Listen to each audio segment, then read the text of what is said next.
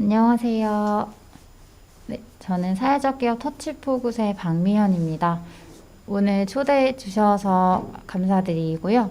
제가 준비한 내용들을 설명드릴 텐데, 사실 협의회 안에 업사이클을 이미 하고 계시는 분도 계시고, 또 업사이클은 아니지만 비슷한 일을 하고 계신 분들도 계셔가지고, 어느 분의 눈높이에 맞추어서 준비할지 좀 고민을 하고 오긴 했습니다.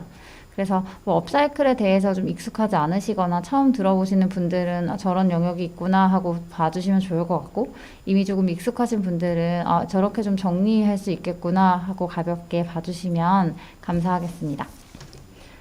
일단 시작하기 전에 제가 보여드릴 사진이 있는데요. 이 화면 속에 보이는 이 분홍색 뭔지 다들 아시겠죠?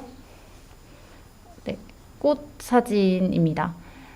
그래서 우리가 꽃이라는 것을 상상하거나 또는 꽃 사진을 보거나 실물을 봤을 때 어떤 느낌 또는 어떤 단어들이 떠오르실까요?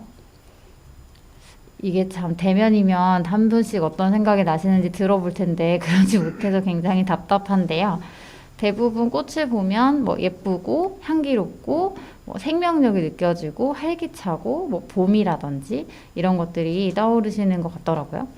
그리고 뭐 어떤 사람들이 떠오르는 경우들도 있는데 뭐 시인도 있지만 내가 좋아하는 사람이나 존경하는 사람들이 주로 꽃을 보고 보여주고 싶거나 또 선물하고 싶은 대상으로 떠오르곤 합니다. 두 번째 사진은 쓰레기 사진입니다. 이것도 못지않게 알록달록한 색깔로 되어 있는데요. 그러면 쓰레기 하면 뭐가 떠오르실까요? 제가 직접 들을 순 없지만 뭔가 하나씩 다 얘기를 하셨을 거라고 생각을 하고, 쓰레기는 꽃과 반대로 악취가 나고 지저분하고 피하고 싶고 뭔가 나랑 관련이 없었으면 좋겠고 뭔가 답답하고 이런 부정적인 감정들을 가지고 있는 개념입니다. 그래서 우리가 사실은 쓰레기 문제에 대해서 좀 많은 사람들이 관심을 갖고 있고, 우리 협의회에서도 뭔가 플라스틱 쓰레기 문제를 줄이기 위해서 협력을 할 만큼 뭔가 좀 관심이 있는 분야가 되어 가고 있는 것 같지만, 여전히 사람들이 쓰레기 자체에 대해서 굉장히 부정적인 인식을 가지고 있기 때문에 우리가 굉장히 그냥 낙관적으로 사람들이 쓰레기 문제에 관심이 많으니까 이런 것들을 해보면 좋을 거야 라고 하기에는 아직까지는, 근데 그거 겉으로는 되게 깨끗해 보이는데 뭐 지저분한 거 아니에요? 뭐 뭔가 진짜 써도 되는 거예요? 이런 여러 가지 질문들을 받는 영역이라는 것들을 보여드리기 위해서 두 가지 사진들을 먼저 보여드렸습니다. 저희는 2008년에 설립된 사회적 기업이고요. 저희 소셜 미션은 버려지는 자원과 버리는 마음을 터치하는 사회적 기업입니다. 그래서 방금 보여드린 것처럼 사람들이 버려지는 자원에 대해서 가지고 있는 부정적인 마음들, 무관심들, 이런 것들을 조금이라도 관심을 갖고 또 기꺼이 이 쓰레기 문제를 해결하는 데 같이 동참하는 문화를 만들기 위해서 만들어진 회사입니다. 그래서 저희 소셜 미션 아래에 지금 현재 4개의 사업을 진행하고 있고요. 뭐 다 아시겠지만 수시로 새로운 사업들을 시도했다가 또 없어졌다가 또 상황에 따라서 여러 가지 시도들을 하고 있습니다. 저희가 하는 일들은 사실 저희가 뭐 회사는 진짜 조그매가지고 4가지 사업을 하고 있다고 하지만 뭐 각각의 사업들이 그렇게 크진 않은데요. 이렇게 여러 일들을 진행하고 있는 이유들이 있습니다. 그것들을 보려면 쓰레기가 대체 언제 생기는 것인지에 대한 생각들을 해봐야 되는데요. 우리가 만약에 뭐 밥을 먹고 졸려서 지나가다가 커피숍이 있어서 커피를 한 잔 마셔야겠다 라고 생각해서 이제 커피숍에 들어가서 커피를 주문하고 내가 주문한 것들을 받아 들고 그것들을 이제 다 마신 후에 남아있는 커피라든지 남아있는 뭐 종이컵 같은 것들을 버리게 되는데요. 이게 이제 자원이 사용되는 라이프 사이클이라고 할 때, 그러면 어느 시점에 대체 쓰레기가 생기는 걸까라는 질문들을 해볼 수 있습니다. 그러면 가장 쉽게 직관적으로는 내가 사용할 때는 얘는 자원인데 내가 버리는 순간 쓰레기가 되는 거기 때문에 커피를 다 마시고 쓰레기통에 넣는 딱 그 순간 얘가 자원이었다가 쓰레기로 전환된다, 이렇게 볼 수도 있을 거고, 근데 그렇다면 제가 질문을 하지 않았을 거라는 것들 눈치채셨을 거기 때문에 그게 아니라 커피를 사는 순간 이미 얘는 버려질 운명이었기 때문에, 그러니까 예비 쓰레기를 우리가 받은 것이기 때문에 커피를 받아드는 순간 이미 쓰레기가 발생한 것과 마찬가지다라고 답변을 하실 수도 있습니다.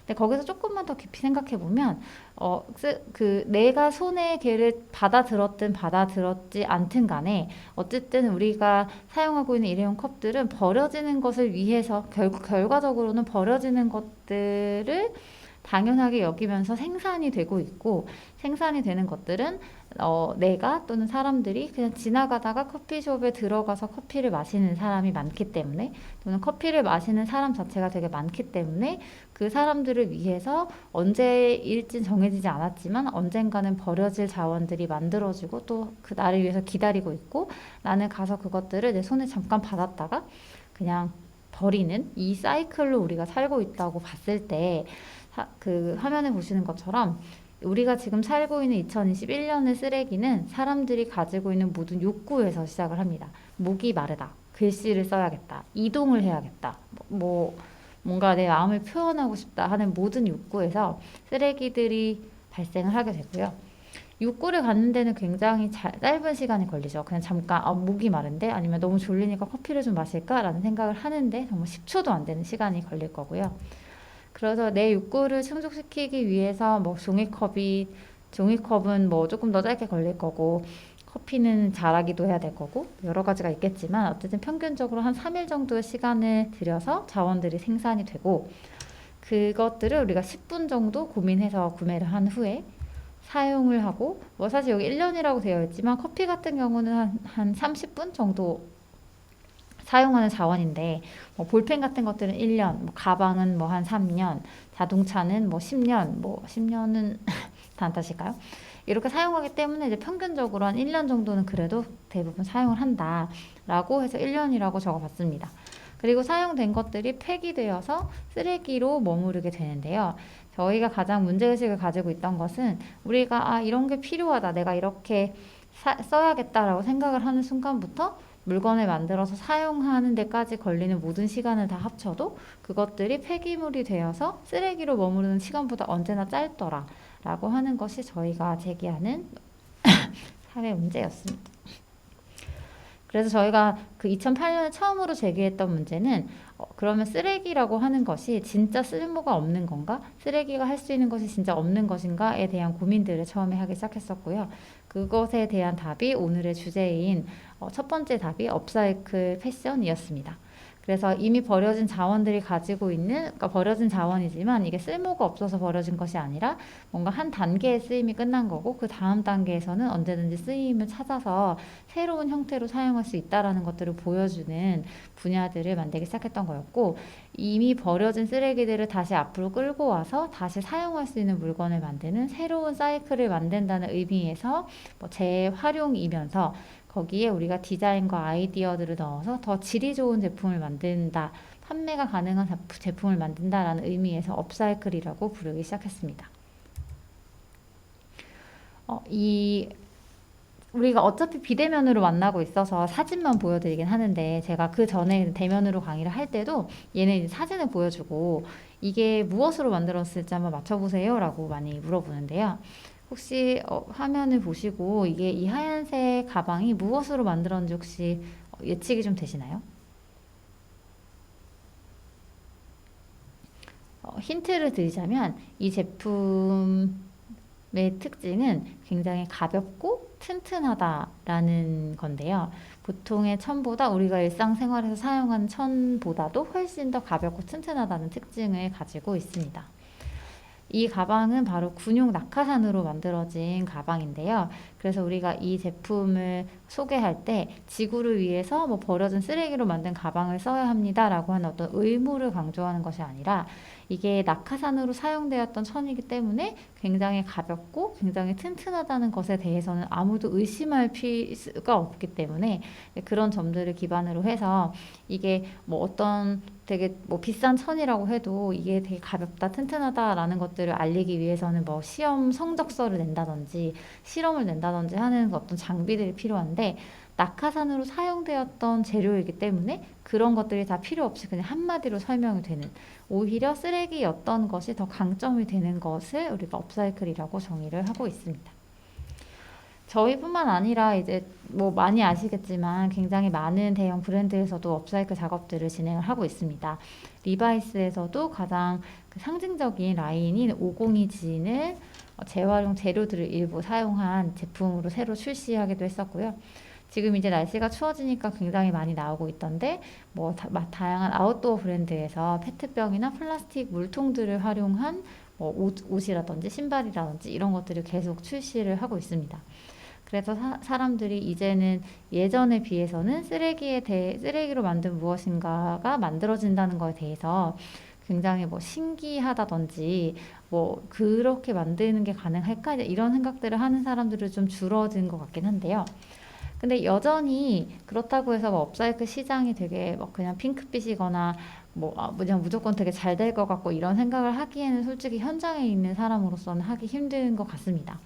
왜냐하면 여전히 사람들이 이게 약간 그 순서가 있잖아요. 처음에 관심을 가지고 되게 신기하다 이런 게 있구나라고 인지를 하고 그게 되게 여러 번 노출이 되면 그 다음에는 뭔가 좀 저 갖고 싶은데 라는 생각이 들고 갖고 싶지만 저희처럼 작은 브랜드에 있는 제품들을 구매하려면 또 생각하는 시간들이 필요하고 또 구매를 하고 구매에 만족해야지 또 재구매가 이루어지기 때문에 이 앞에 이제 굉장히 많은 단계들이 필요한데요.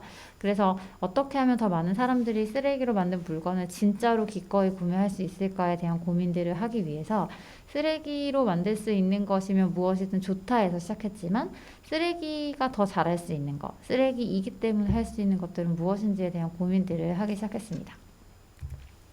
저희 회사가 가장 처음에 소재로 사용했던 것은 현수막이었는데요. 이게 물론 2021년에 사회적 기업에서도 새롭게 시작하면서 현수막을 소재로 사용하겠다고 하면 다 뜯어 말릴 것 같긴 한데요. 어쨌든 저희가 2008년에 시작했을 때만 해도 그렇게 아주 다양한 시도가 있지는 않은 때라서 저희가 현수막으로 처음에 시작을 했었는데요.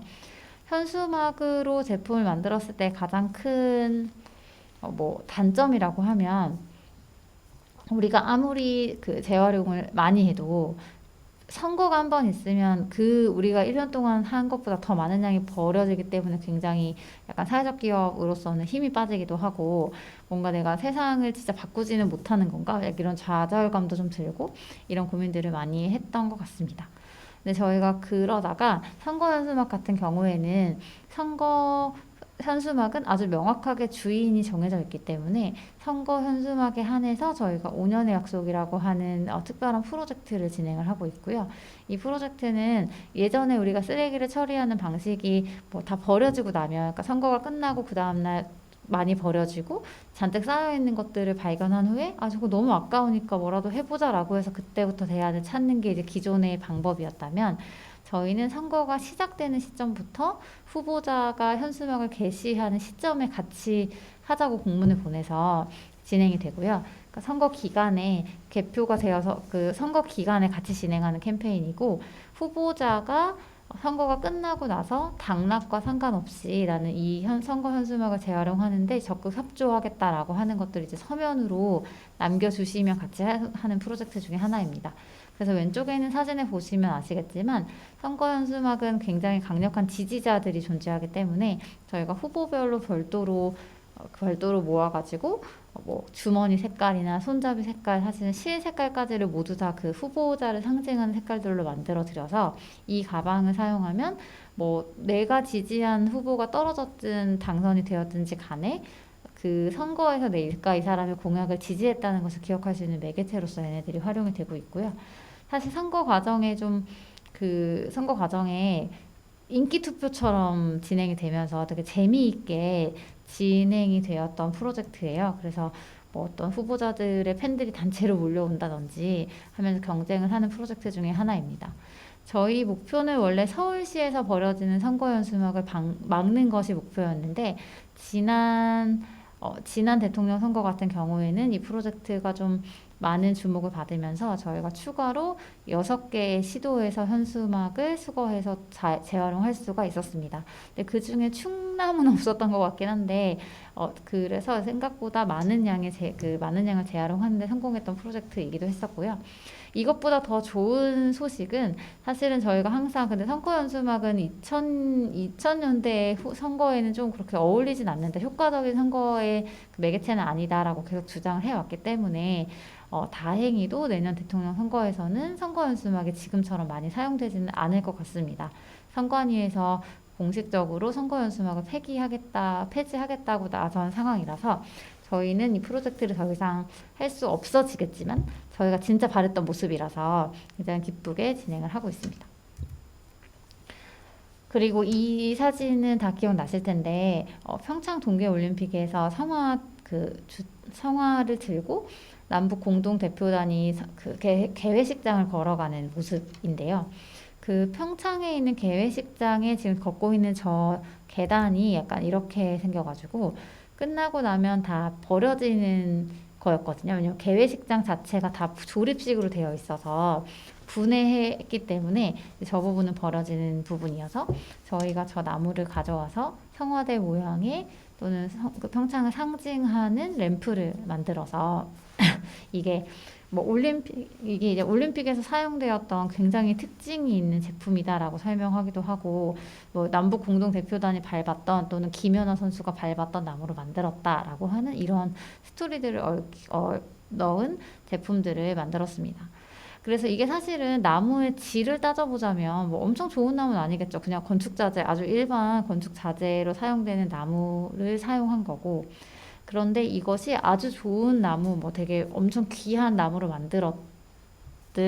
만들어서 예를 들면 김연아 선수가 직접 사인을 해서 만들어진 램프라고 하더라도 실제로 올림픽에서 사용되었던 나무와는 완전 다른 감성을 갖기 때문에 저희가 봤을 때는 쓰레기이기 때문에 평창에서 버려졌기 때문에 가능한 스토리를 가지고 있는 것이 업사이클의 특징이다라고 보고 있습니다.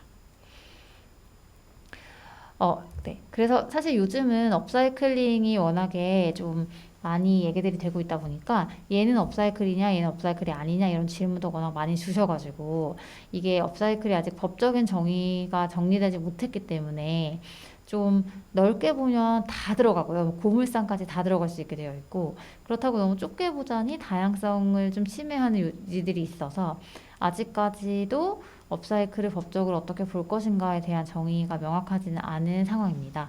그래서 그냥 제 생각에 그냥 한국에서 진행되고 있는 여러 팀들을 봤을 때 업사이클을 이렇게 정의하면 좋겠다라고 하는 것들을 설명드리자면 적어도 재활용이어야 되는 것은 되게 당연하고요. 가끔 보면 재활용 재료가 아닌 것들을 사용하면서 업사이클인 척하고 있는 것들도 되게 있긴 있는데 그런 것들은 이제 차치하더라도 어떤 방법과 어떤 형태로 또는 어떤 수단으로 기존에 있던 재활용을 업그레이드 했느냐를 가지고 우리가 업사이클이냐 아니냐를 볼 수 있습니다.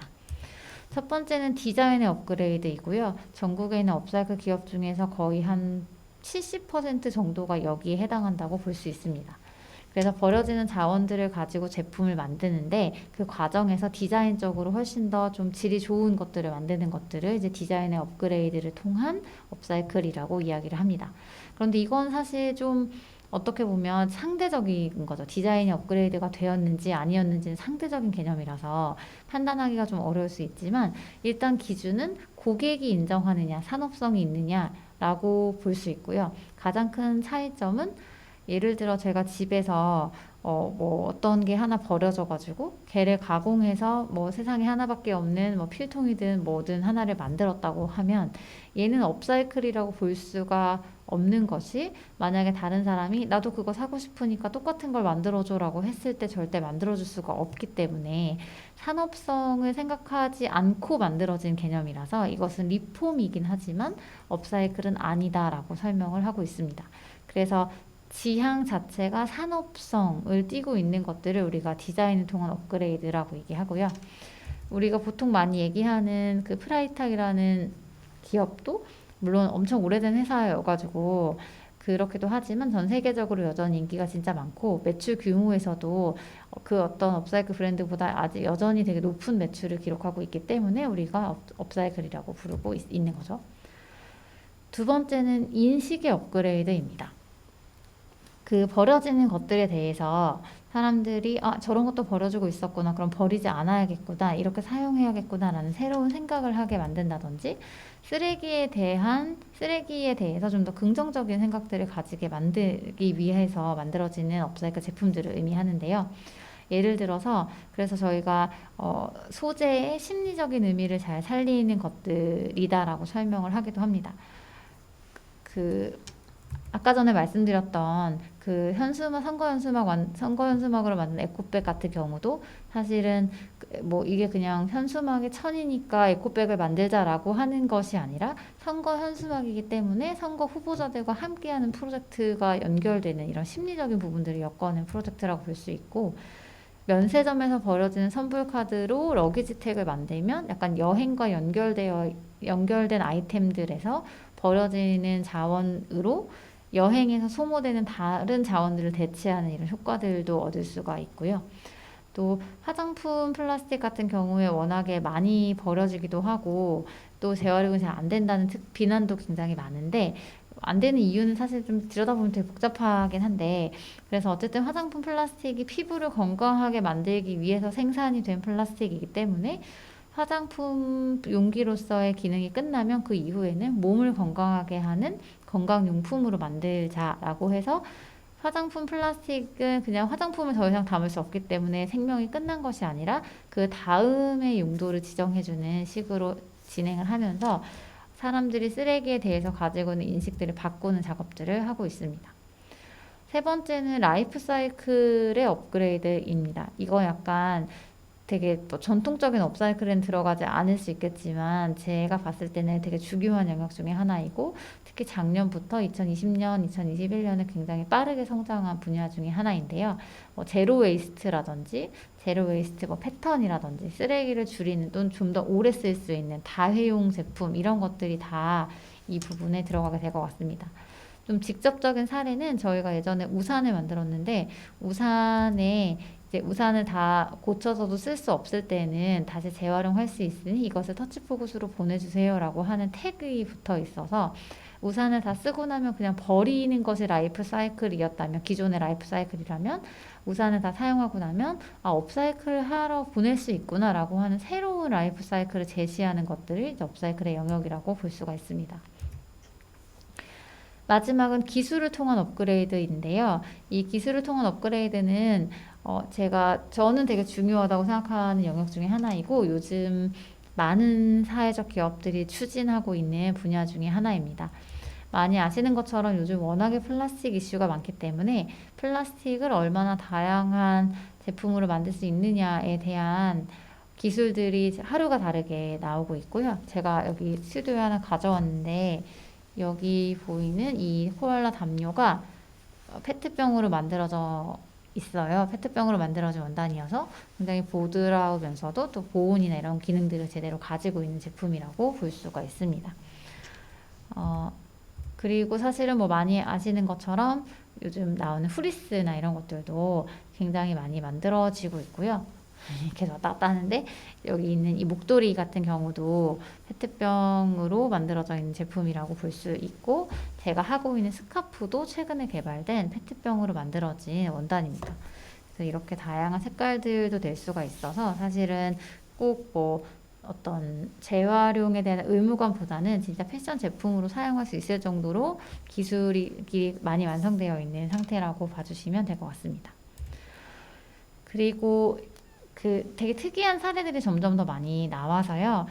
저희가 이제 사용했던 재료들 중에서 가장 규모가 큰 폐기물이 저희가 이제 재개발 현장과 같이 했던 프로젝트였는데, 재개발 과정에서 버려지는 자원들, 뭐 벽돌이라든지 나무라든지 이런 것들을 이제 재료로서 수집을 해서 그 자리에 세워지는 모델하우스의 인테리어로 사용하는 형태의 프로젝트였습니다.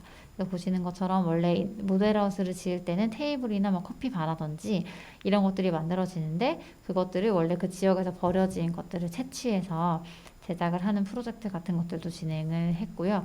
그래서 이 과정에서 굉장히 많은 디자인도 들어가고 기술도 들어가고 재료에 대해서 다시 어떻게 해석할 것인지 이런 이야기들도 굉장히 많이 했던 프로젝트 중에 하나였습니다.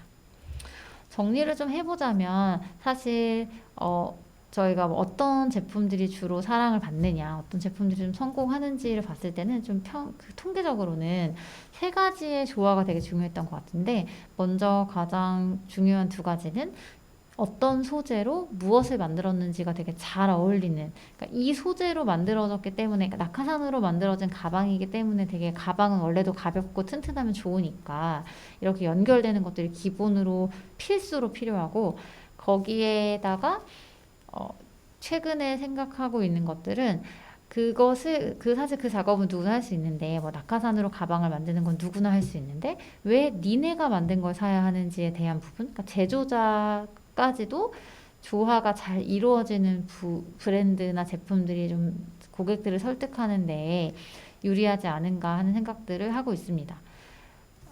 그래서 여기 최근에 진행하고 있는 대학생 팀의 사례인데 저게 이제 우리가 옷을 만들 때 나오는 그런 되게 두꺼운 고무밴드들 있잖아요. 그런 것들을 가지고 만드는 캠핑 체어인데 사실은 대학생들이 의자를 만드는 것도 어렵기도 할 거고 뭔가 좀 어려움들을 많이 겪어가지고 그거 굳이 이런 거 꼭 해야겠니라고 사실 저도 막 말리고 있었는데 그러다가 그저 사진에 있는 두 명의 창업자 중에 왼쪽에 있는 친구가 이 프로젝트를 하는 이유에 대해서 듣고 나서 아, 이 브랜드는 좀 오래 가겠구나라는 생각들을 하게 됐는데 이 저 친구의 부모님이 그 의류 고무밴드 공장을 하시고 그래서 어렸을 때부터 얼마나 많은 고무밴드들이 버려지는지를 가장 잘 알고 있고 질이 좋은 고무밴드를 볼 수 있는 눈을 가지고 있는 창업자가 만든 제품이기 때문에 사실은 고무줄이라서 캠핑 체어가 사실은 몸을 받쳐주면 좋으니까 고무줄로 만들어진다라고 하는 소재와 결과물의 매칭도 굉장히 좋았지만 거기에서 제조자가 이 소재에 대해서 얼마나 이해하고 있고 얼마나 전문성을 가지고 있는지에 대한 조화가 잘 이루어졌기 때문에 사람들을 좀 잘 설득할 수 있는 업사이클 제품이 되지 않았나라고 보고 있습니다. 그리고 다음으로 넘어가면 이제 그 버려지는 자원들을 직접적으로 다 건드리는 작업이 아니더라도 워낙에 여기에도 뭐 환경 교육이라든지 이쪽과 같이 연계하고 계시는 팀들이 많은 것 같아서 말씀드리자면 저희가 세 번째로 고민했던 것은 직접적으로 쓰레기를 가져와서 제품으로 만드는 것 외에도 어떻게 하면 사람들이 쓰레기에 대해서 좀 더 생각하고 관심을 갖게 할 수 있을까에 대한 고민들을 하게 됐는데요. 이미 우리가 결론을 내린 것처럼 우리가 사람들한테 쓰레기라고 하는 것들을 얘기를 하는 것만으로도 굉장히 부정적인 표정과 부정적인 피드백을 받고 있기 때문에 어떻게 하면 좀 더 긍정적으로 사람들이 쓰레기를 바라보게 할 수 있을까에 대한 고민들을 하게 됐었고요. 그러던 와중에 기존의 재활용 교육이 굉장히 문제들이 많다는 것들을 알게 됐고 화면에 보시는 것처럼 되게 모양도 이상하고 기능도 없고 재활용이 되는 플라스틱 통을 가져다가 본드를 칠해서 재활용이 안 되는 일반 쓰레기로 만들어 놨고 심지어는 저 통이 진짜로 버려진 게 맞는지를 확답할 수 없는 이제 이런 것들을 워낙 많이 보고 있었기 때문에 저희가 이제 도시형 환경교육센터를 2010년에 설립하면서 진짜 버려지는 쓰레기로 진짜 도시에서 일어나는 그러니까 대부분 도시에 살고 있으니까 우리나라 아동 청소년들이 우리나라 현황에 맞는 눈높이 교육을 해보자라고 하면서 2010년에 도시형 환경교육센터를 저희가 오픈하게 됩니다. 저희 센터에서는 도시의 뭐 사실 자원순환이나 에너지에 대한 것들로 당연히 시작은 했지만 지금은 조금 더 주제가 넓어져서 도시의 생태라든지 도시에서의 생활 같은 것들까지도 넓혀져서 다양한 주제를 가지고 작업을 하고 있습니다. 저희가 만들어내는 키트들은 첫 번째 원칙은 진짜 버려지는 쓰레기로 만들어진 것이어야 될 것이고 저희가 근데 업사이클 기업이니까 워낙 소재들을 다양하게 잘 갖추고 있어서 그런 일들은 잘 진행이 되고 있는 것 같고 만들어지는 결과물도 그냥 집에 가서 바로 버리게 되지 않도록 최대한 실용적이고 어느 정도의 퀄리티를 가질 수 있도록 하는 작업들을 하고 있습니다. 그래서 오른쪽에 보시면 네. 그래서 왼쪽에 보시면 저희가 저게 양말 고양이 키트인데요. 보통 양말로 뭔가를 만든다고 하면 아이들한테 집에서 안 신는 양말, 뭐 늘어난 양말을 가지고 오라고 하지만 그 되게 비현실적이고 대부분 다 문구점에서 새 양말을 사 와가지고 수업을 하게 되거든요. 근데 그건 사실은 환경교육이라고 볼 수는 없기 때문에 저희가 그 공장에서 버려지는 불량 양말들을 계약해서 실제로 버려지는 양말을 가지고 수업을 진행하는 일들을 진행하고 있고, 오른쪽에 있는 것은 현수막으로 만든 파우치, 물범 파우치인데요. 저희가 안 하는 수업 중에 참가자들에게 현수막을 그냥 원단으로 나눠주고 뭐 손바느질로 파우치를 만들거나 뭐 손바느질로 가방을 만드는 작업들은 절대 하지 않고 있습니다. 왜냐하면 그 아이들이 또는 뭐 어른들이라고 해도 손바느질로 가방을 만들어가지고 집에 가면 집에 가는 사이에 이미 다 손잡이 뜯어질 거고 어느 정도 기본적인 기능을 할 수 없는 것들이 만들어질 거기 때문에 결국은 쓰레기를 만드는 것과 매한가지여서 저희가 만드는 프로그램에서는 기능에 기본적인 영향을 미치는 부분들이 미리 만들어져 있는 상태에서 그 외의 부분들을 같이 만들어가는 것으로 진행을 하고 있습니다. 저희가 연구소가 있어서 업사이클 산업을 어떻게 활성화할 수 있을까에 대한 연구들을 진행을 하고 있는데요. 저희가 하고 있는 연구는 업사이클 산업이 국내에서 어떤 특징을 가지고 발전되고 있는지를 보고 있고, 그래서 최근에 여기 근처에서는 세종시에 업사이클 센터가 설립될 예정이라서 세종시에 있는 업사이클 센터는 어떤 특징과 어떤 특화된 것들을 가지고 가야 할까라는 것들을 조사하는 작업들을 진행을 해 왔었고요. 그게 많은 지자체에서 그런 작업들을 같이 하고 있습니다. 그리고 기술 연구를 통해서 기존에 버려지고 있는 것들 중에서 재활용이 잘 안 되고 있는 것들을 어떤 기술을 적용하면 재활용할 수 있는지에 대한 기술 연구들을 진행하고 있고요. 업사이클을 활성화하기 위한 다양한 전략 연구들을 하고 있습니다. 그래서 저희가 하고 있는 대표적인 서비스가 이제 기왕이면이라고 하는 업사이클 플랫폼을 운영하고 있는데, 여기에서 소재 중개소를 운영하고 있습니다. 소재 중개소는 저희는 사실은 뭐가 어디서 많이 버려지는지 계속 정보도 많이 얻게 되고 좀 많이 갖고 있기도 한데, 처음 업사이클을 시작하시는 분들은 되게 어려우실 수도 있잖아요. 사실 플라스틱도 그렇게 많이 버려지는 것 같지만 막상 그걸로 내가 뭘 만들어야겠다고 생각을 하면 안정적으로 구하기가 좀 어려우신 것 같아서 그런 부분들을 중개하는 일들을 진행하고 있습니다. 그래서 주로 뭐 디자이너들이나 창업자들이 내가 이런 제품을 만들려고 하는데 기왕이면 버려지는 자원을 쓰고 싶으니 적합한 소재가 있으면 추천해 달라라고 오시는 경우들이 많이 있고, 아니면 어떤 특정한 소재를 좀 많이 찾아달라라고 해서 구해드리거나 하는 작업들을 진행을 하고 있습니다. 근데 요즘 요청이 너무 많아가지고 사실 지금 들어온 것들도 처리를 다 못하고 있기는 한데, 생각보다 많은 사람들이 꼭 창업을 하지 않더라도 일반 개인들이나 또는 학교 선생님들도 내가 뭐 환경 수업을 하려고 하는데 아이들한테 갖고 오라고 하면 다 그냥 사올 거니까 혹시 뭐 터치포굿을 통하면 종이팩을 뭐 100개나 200개 따로 구할 수 있는지 뭐 이런 문의 같은 것들도 상당히 많이 주고 계십니다. 그래서 저희가 이렇게 모아놓은 정보들을 가지고 이거 되게 괜찮은 소재인데 아직까지 아무도 쓰고 있지 않은 것들은 공모전을 열어서 이것 좀 제발 쓰세요. 소재를 안정적으로 공급해 드릴 테니까 제발 좀 쓰세요. 뭐 이런 것들을 안내하는 작업들도 진행을 하고 있고요. 저희가 상담소를 운영하고 있어서 업사이클 창업이나 기술에 대한 것들을 도와드리다가 2021년에 큰 사고를 하나 쳐서 저희가 2021년에 사회적 기업과 육성 사업의 환경 특화 분야를 운영하는 운영기관으로 선정이 됐습니다. 그래서 사실은 사회적 기업이 보통 기존의 육성 사업을 운영하는 기관들은 좀 우리가 알고 있는 중간 지원 조직들이 굉장히 많은데, 저희는 그렇진 않기 때문에 되게 걱정도 많이 하시긴 했는데, 전체 분야를 다 하는 것도 아니고 저희가 굉장히 잘 알고 있고 가장 많은 정보를 가지고 있는 환경 특화 부분에서 창업팀을 모집해서 예비사회적 기업 신청을 지금 열심히 이제 인증을 받으려고 신청을 하고 있습니다.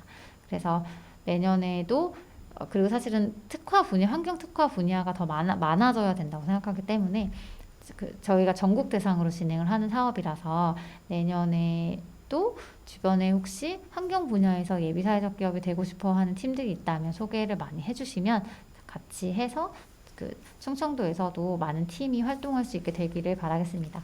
저희가 13팀을 모집했고 한 50팀 정도가 접수를 했는데 그중에 충청도에서 지원한 팀은 사실은 2팀밖에 안 됐어요. 한 팀, 대전에 있는 팀이 선정이 되어서 지금 활동을 하고 있고 나머지 한 팀은 선정이 되지 않아서 좀 지역별로도 이게 좀 편차가 있기 때문에 우리가 많은 팀들을 추천을 해서 예비사회적 기업이 되고 그게 지금 구성하고 계시는 그 플라스틱 재활용 네트워크나 이런 곳에 같이 그 들어가게 해서 이 플레이어를 많이 만드는 그런 작업들을 같이 진행할 수 있으면 좋겠습니다. 사실 플라스틱이 요즘 사실 워낙에 저는 사실은 플라스틱에 너무 다들 그때 너무 과몰입하고 있어서 플라스틱 말고도 진짜 버려지는 것도 많고 환경 문제 진짜 많은데 너무 우리가 플라스틱 문제만 해결하면 모든 게 다 되는 것처럼 하는 것에 대해서 조금 불안감을 가지고 있긴 하지만 어쨌든 플라스틱 문제가 대체 왜 생기는 건지 플라스틱이 왜 문제인 건지에 대해서도 다 아시겠지만 혹시 유튜브에 잘 모르시는 분이 오실 수도 있으니까 잠깐만 말씀드리자면 첫 번째 가장 알려져 있는 이유는 기술적인 한계 때문입니다.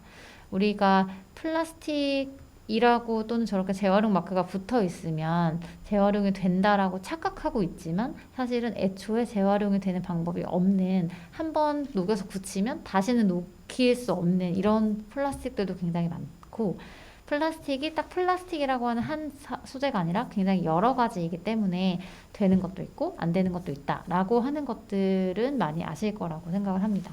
그런데 사실은 제가 좀 걱정하는 거는 너무 여기에만 사람들이 집중하고 있다는 거예요. 기술적인 거에만 집중하고 있어서 얘를 분해하는 기술, 플라스틱을 분해해서 다시 석유를 만드는 기술, 뭘 만드는 기술, 여기에만 굉장히 집중하고 있는데 사실은 기술적으로 재활용되지 않는 것들의 문제가 한 20, 30%의 문제라면 그것보다도 더 큰 부분들이 재활용 산업에서 생기는 한계들이 분명히 있습니다. 우리가 플라스틱 쓰레기를 다 발생하면 봉투에 넣어가지고 집 앞에 내놓으면 이제 그것들이 모여서 종류대로 분류가 되면서부터 이제 재활용 프로세스가 시작이 되는데요. 거기가 워낙에 기술이 발전되어 있다고는 하지만 여전히 되게 그런 인식률이 낮아가지고 사람들이 손으로 일일이 그것들을 분류해내는 작업들을 많이 해야 되기 때문에 부피가 크고 소재가 명확하고 똑같은 것들이 일정한 양으로 많이 나오는 것들이 주로 재활용이 되고 되게 다양한 재질로 나오는 것들을 일일이 그거를 빠르게 지나가는 컨베이어에서 일일이 열어서 보고 이게 재질이 뭐지 보고 뚜껑은 다른 재질이구나 하고 열어가지고 그것들을 두 개 따로 분류하고 이럴 수 있는 시간 자체가 없기 때문에 생겨나는 한계들이 분명히 있습니다. 그러면 어떻게 되냐면 우리가 페트병이라고 하는 것들을 컨베이어에서 집어내면 얘는 대부분의 부피를 차지하고 있는 것이 페트고 사실은 가격이 제일 비싼 것도 페트니까 얘는 페트 공장으로 가게 되는데 이런 문제가 있는 거죠.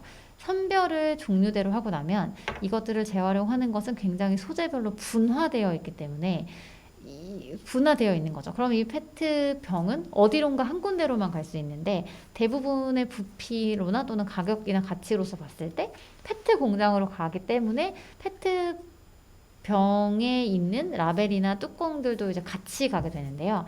사실은 라벨이나 뚜껑은 페트 재질이 아니기 때문에 페트 재활용 공장에서는 얘네들은 이물질인 거예요. 그래서 사실은 재활용이 잘 안 된다라는 얘기들을 많이 하는 거고 이게 제가 진짜 질문을 많이 받는데 그래서 페트병 뚜껑을 닫아서 버리라는 거냐 열어서 버리라는 거냐 이런 질문 진짜 많이 받고 사실 지역에서도 주민들한테 좀 많이 설명해 주시면 좋겠다는 생각이 드는 게 이게 사실은 최선과 최악과 차선이 있는 선택이거든요. 사실 제일 좋은 거는 종류대로 분리해서 종류대로 재활용하는 거죠. 그런데 아까 말씀드린 것처럼 우리가 그렇다고 해서 뚜껑을 그냥 열어서 그냥 버리면 컨베이어에 쌓여있는 그 쓰레기 더미에서 얘를 이렇게 하나씩 주워낼 수가 없거든요. 그래서 차라리 그냥 페트병 공장이라도 가서 학급의 재활용이라도 되는 게 차선이기 때문에 환경부 지침에는 뚜껑을 닫아서 버려주세요라고 되어 있는 거고 최악은 두 개를 분리해서 버리는데 얘네가 페트병만 주워내고 뚜껑은 그냥 버려져 버리는 정말 그냥 소각되어 버리는 바로 소각되는 이게 최악인 거고요. 최선은 뭐냐면 정말 각각 분리를 하는 건데 이게 아예 우리가 기존에 가지고 있는 기존에 가지고 있는 재활용 프로세스대로 정말 전문 공장은 몇 톤 단위로 이것들이 거래가 되기 때문에 좀 어려운데, 이따 보여드릴 것처럼 요즘은 이 재활용 공정 자체를 굉장히 소형화해서 약간 캠페인처럼 진행하는 것들이 많이 개발이 되면서 이 기존에 재활용이 되지 않았던 뚜껑들, 근데 이게 산업적으로 안 되는 거기 때문에 별도로 모아서 재활용할 수 있는 그러니까 재활용할 수 있는 작업장이 있다면 얼마든지 활용이 가능한 곳들이 많이 생겼기 때문에 사실은 뚜껑을 별도로 모으는 작업들을 하게 됩니다. 업사이클을 할 때 가장 고민되는 거, 소재 부분에서 고민이 되는 것이 소재를 대체 어떻게 모을까, 어디에서 가져올까라고 하는 건데, 방법은 사실 굉장히 간단하다기보다는 생각을 그냥 이렇게 해보면 되는데, 어디에서 버리는지부터 사실은 보면 되는 거죠. 그래서 사실 쓰레기는 뭐 법적으로는 일반 쓰레기, 재활용 쓰레기 뭐 이렇게 나누겠지만, 업사이클에서의 쓰레기는 산업 쓰레기랑 각자 집에서 배출되는 쓰레기, 또는 약간 집에서 배출은 그러니까 종량제 봉투로 섞여져 들어가 버리는 쓰레기나 재활용에 섞여져 가는 쓰레기, 뭐 이런 식으로 나눌 수 있거든요. 그래서 어떻게 모을지 시민들이, 근데 요즘은 또 약간 유행처럼 사람들이 집에 가지고 있는 폐기물들을 그냥 버리면 완전 버려지는데, 내가 조금만 귀찮으면 재활용이 잘 된다고 하면 잘 모아주시는 문화가 생겼기 때문에 좀 그런 것들을 이용해서 많이 모아서 뭔가 활용하는 작업들도 진행을 하게 되는데요. 저희가 최근에 진행했던 프로젝트는 그 립스틱이 끝까지 쓰기가 진짜 힘들거든요. 그래서 다들 집에 약간 반씩 남아있는 립스틱이 진짜 많이 있는데, 얘네들은 재활용할 수 있는 방법이 당연히 없기 때문에 그냥 일반적으로 버려지는 거였었고, 근데 얘네들을 모아야지 먼저 재활용을 할 수 있으니까 저희 연구소에서 립스틱들을 모아서 몇 가지 재료를 섞어서 만들면 그 크레용으로 사용할 수 있는 기술을 개발을 한 다음에 그 사람들에게 집에서 남아있는 립스틱을 보내주세요라고 해서 이제 립스틱을 모아가지고 크레파스를 만드는 작업들을 진행을 하고 있습니다. 제가 말씀드렸던 소형 기계를 이용해서 기존에 몇 톤씩이기 때문에 재활용되지 않았던 뭐 페트병 뚜껑이나 시스템적으로 또는 산업적으로 재활용이 되지 않았던 것들을 별도의 수거 시스템을 이용하고, 이거 수거된 것들을 소량으로 처리할 수 있는 기계나 공정을 통해서 활용하는 이런 새로운 문화들이 생겨나고 있는데, 그게 이제 프레셔스 플라스틱이라고 하는 기관에서 가장 먼저 시작한 활동인 거죠.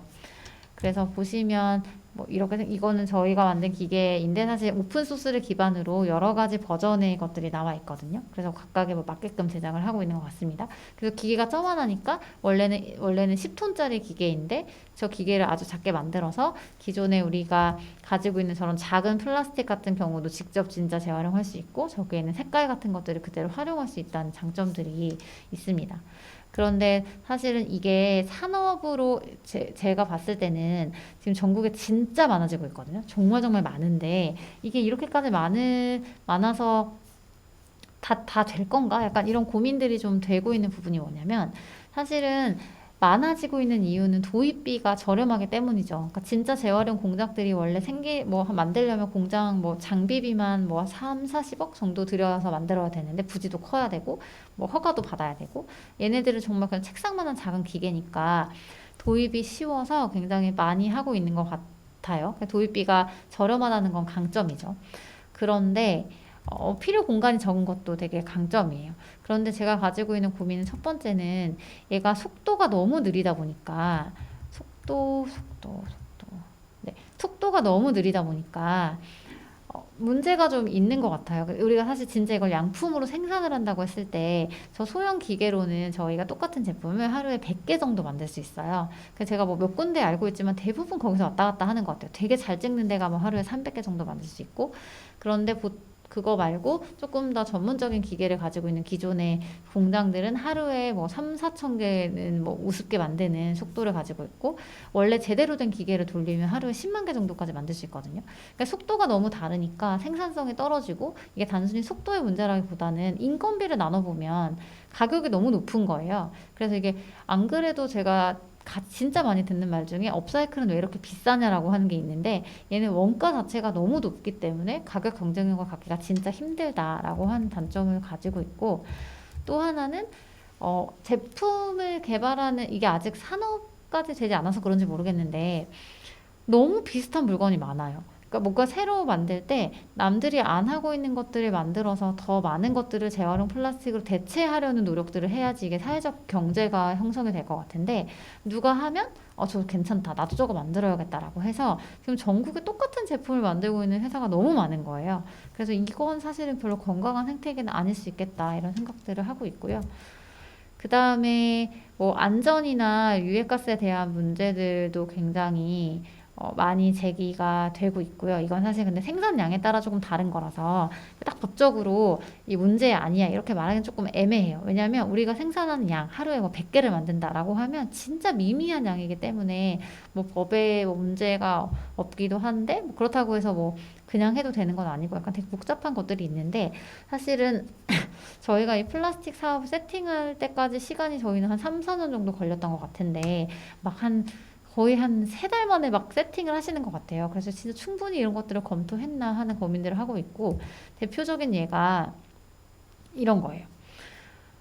우리가 제품을 생산할 때 사실 그냥 뭐 대학생들이 프로젝트를 한다고 하면 그냥 만들고 싶은 거나 필요하다고 생각하는 것들을 하면 될 것 같은데, 진짜 우리가 제품을 만드니까 기업가로서 제품을 만들 때에는 만들어도 되는 거, 필요성이 있는 걸 만들어야 되잖아요. 그러니까 내가 만들고 싶은 걸 만드니까 만들고 싶은 거 만들 수 있는 걸 만드는 게 아니라 만들어도 되는 거, 만들어서 판매가 가능한 거, 문제가 없는 거를 만들어야 되는데, 이 두 개의 간극이 좀 있는 것 같아요.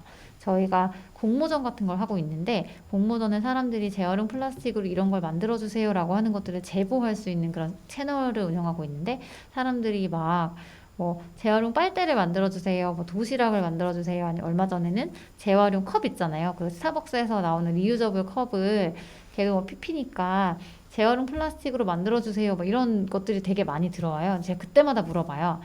사실 거냐고. 진짜로 살 거냐고. 내가 만들면 사실 거냐고 물어봐요. 일단 재활용 플라스틱으로 재사용 컵을 만드는 거는 우리나라 법에 지금 불법이라서 어차피 안 되는 거기도 하지만, 만들 수 있다고 하더라도 사람들이 사지 않을 거라는 거죠. 그래서 사람들이 그냥 아이디어를 줄 때는 이런 것도 만들어 봐 이렇게 얘기할 수 있지만, 막상 진짜 팔리지 않는 것을 위해서 금속을 가공하고 절삭류를 사용하는, 금형을 가공하는 것 자체는 굉장히 반환경적인데, 이런 것들을 하는 거는 좀 아니지 않나, 이런 생각들을 하고 있습니다. 그래서 제품이 가지고 있는 기본적인 특징들을 좀 테스트를 해가면서 제품의 방향들을 결정해야 되겠다라는 생각들을 하고 있고요. 이게 제일 문제인데, 전문성이 없는 기관들이 너무 많아서 이게 플라스틱이라고, 사실 플라스틱뿐만 아니더라도 전문성을 가지고 있어야 되는 거거든요. 내가 어떤 제품을 만들겠다고 하면 적어도 소재라든지 가공 방법에 대해서 좀 생각을 하고 만들어야 되는데, 이제 이런 거예요. 제가 실제로 제보를 받은 건데, 어떤 이런 일을 진행하려고 하는 팀에서 플라스틱에 대해서 잘 모르다 보니까 플라스틱은 색깔별로만 구분한 거예요. 디자인적으로만 접근해서 색깔별로 저렇게 구분을 했어요. 근데 걔네 안에서 녹는 점도 다르고 타는 점도 다르고 유해성 종류도 다 다른데, 색깔만 다른 절대로 사용할 수 없는 플라스틱이 된 거죠. 그래서 걔를 그냥 레진에 넣어가지고 굳히는, 정말 제가 진짜 싫어하는 짓을 하기도 하고, 또는 저걸 만들면서 사람들한테 오히려 저렇게 섞어서 사용해도 된다라고 잘못된 정보를 전달하는 것도 있대요. 그래서 그게 제가 너무 진짜 깜짝 놀라가지고, 이렇게 기회가 있을 때마다 절대로 섞어서 사용하면 안 된다. 녹는 점이 다른 것들을 같이 사용하면 먼저 녹는다는 건 먼저 탄다는 거고, 탄다는 건 굉장히 유해한 물질이 나오는 거기 때문에 절대로 녹는 점이 같은 애들끼리 묶어서 써야 된다라고 하는 것들을 계속 말씀을 드리러 다니는 중이고요. 이런 것도 있는데, 사실은 환경 분야는 법이랑 뗄 수가 없는 영역이라서, 우리나라, 그러니까 기존의 프레셔스 플라스틱이나 또는 미국에 있는 사례들을 보면 걔네들은 막 엄청 인기가 있대요. 왜냐하면 거기는 분리배출 체계 자체가 잘 안 돼 있으니까 사람들이 되게 이건 정말 이런 서비스가 너무 필요했어 이렇게 생각을 한다면, 우리는 분리배출 자체는 이미 잘 자리를 잡은 거기 때문에 분리배출에서 접근을 하면 너무 안 맞는 거죠, 국내 현실이랑. 그래서 이런 좀 어려움들이 있습니다. 이게 아까 전에 저희가 진행하고 있는 리플라라고 하는 소형 그 제품들을 만드는 것들이고요. 그게 되기 전에 저희는 이제 재활용 플라스틱을 이용해서 기능성 화분 같은 것들을 만드는 작업들을 몇 년 동안 했었기 때문에 플라스틱에 대해서 어느 정도 알고 있어서 작업을 했습니다.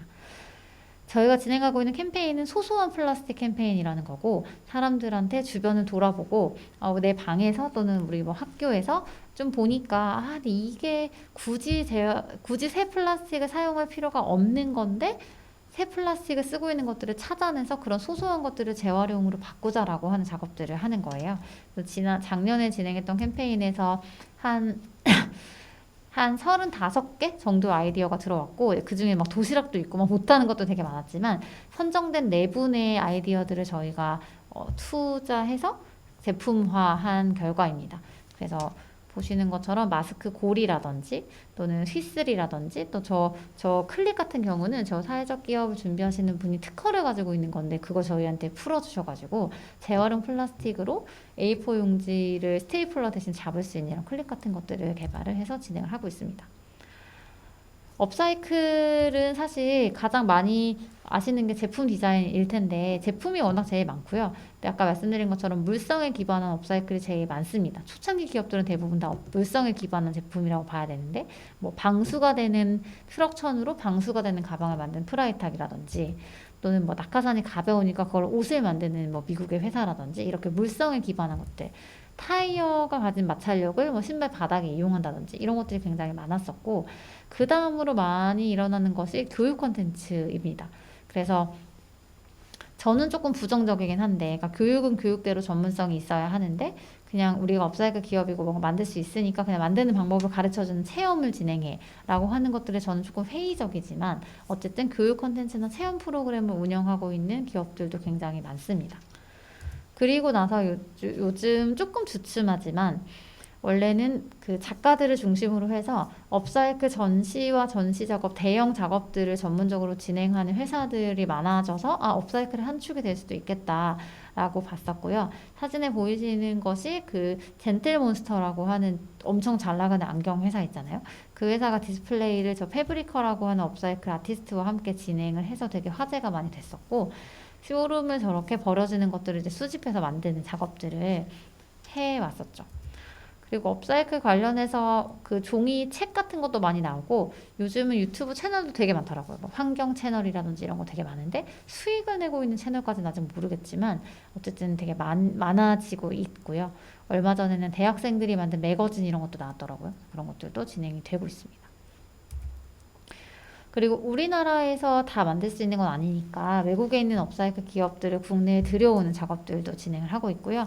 사진에 보시는 거는 피스밤이라고 해서 라오스에 있는 불발탄을 수거해서 다시 액세서리로 만들고 수익금으로 다시 불발탄을 제거하는 이제 이런 뉴욕에 있는 브랜드의 제품들이 이제 국내에 수입되어서 판매가 되고 있습니다.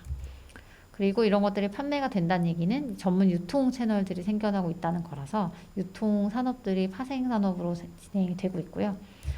저희도 진행하고 있는데 이 근처에도 있다고 들었어요. 소재 중개를 전문으로 하는 그 기관이 있다고 들었는데, 소재 중개라고 해서 업사이클 기업들을 지원하는, 그러니까 정말 파생 산업이죠. 그야말로 업사이클 기업들이 본인들이 잘하는 디자인과 제작에만 집중할 수 있도록 소재를 수급하거나 소재를 찾아내거나 1차 가공을 하는 것들을 대신 전문적으로 처리해주는 이런 서비스를 진행하는 기업들도 생겨나고 있습니다. 제가 조금 부족하다고 생각하는 부분은 2개인데요. 첫 번째는 수출 중개입니다. 그러니까 외국에 있는 것들을 우리나라에 들여와서 판매하는 것들은 좀 있는데, 우리나라에 있는 업사이클 제품들을 외국에 전문적으로 소개하는 그런 벤더나 서비스는 아직 없어요. 그래서 제가 봤을 때는 우리나라 제품들이 진짜 질이 좋거든요. 디자인도 진짜 좋고 되게 시장성이 있다고 생각이 들어서 이런 부분들도 좀 있으면 좋겠다고 생각이 들고, 여전히 저는 기술 개발에 진짜 지금도 많이 되고 있다고 생각하지만, 예전보다 많이 되고 있지만 여전히 좀 부족하다고 생각하는 부분이 기술 개발이 좀 더 필요하다. 더 많은 버려지는 자원들을 찾아내고 그 자원들이 어떤 기술들을 도입하면 더 잘 재활용할 수 있는지를 찾아내는 그런 R&D 같은 것들은 굉장히 필요하고, 좀 규모가 있는 뭐 협의회라든지 또는 지역과 같이 좀 개발할 수 있는 부분들이 많지 않을까 해서 보고 있습니다. 제가 혼자 떠들고 있어가지고 사실 정리하는 맛도 안 나긴 하는데 일단 정리를 해보자면 사실 업사이클이라고 하는 것이 브랜드마다 되게 그 브랜드 아이덴티티가 다르거든요. 어떤 회사는 이게 업사이클인지 모르고 샀는데 그냥 예뻐서 샀는데 알고 보니까 버려지는 것들 만들었대. 되게 신기하다. 이런 걸 추구하는 회사가 있고 저희 회사는 완전 극단에 있어서 저희는 처음부터 이게 버려진 걸로 만들었다는 걸 되게 전면에 내세우는 회사거든요. 이게 정답이 있는 건 아니고 그냥 각각이 추구하는 방향들이 있는 건데 그러니까 저희 회사 같은 경우에는 그래서 뭐 이런 그러니까 페트병 같은 경우는 사실 눈에 잘 보이지 않겠지만 대부분의 것들은 이게 무엇으로 만들어져 있는지가 되게 잘 보이는 어떻게 보면 쓰레기 자체를 그대로 다시 재가공해서 판매하는 곳이나 마찬가지거든요. 그래서 우리는 버려지는 자원을 판다라고도 설명을 하는데 버려지는 자원을 그대로 판매하지만 버려지는 자원의 가능성을 찾아서 판매하는 곳이다라고 업사이클을 한마디로 정의할 수 있습니다. 그래서 쓰레기도 꽃처럼 향기가 나진 않겠지만 쓰레기도 꽃처럼 예쁘고 가치가 있고 좋아하는 사람에게 선물할 수 있는 가치가 있는 제품을 만드는 것을 업사이클이 앞장서서 하고 있다고 생각합니다. 제가 준비한 것은 여기까지입니다. 일단 인사드리겠습니다. 그 사이에 그래도 많은 분들이 댓글도 남겨주시고 하셔서 정말 감사합니다. 제가 준비한 거는 여기까지입니다. 감사합니다.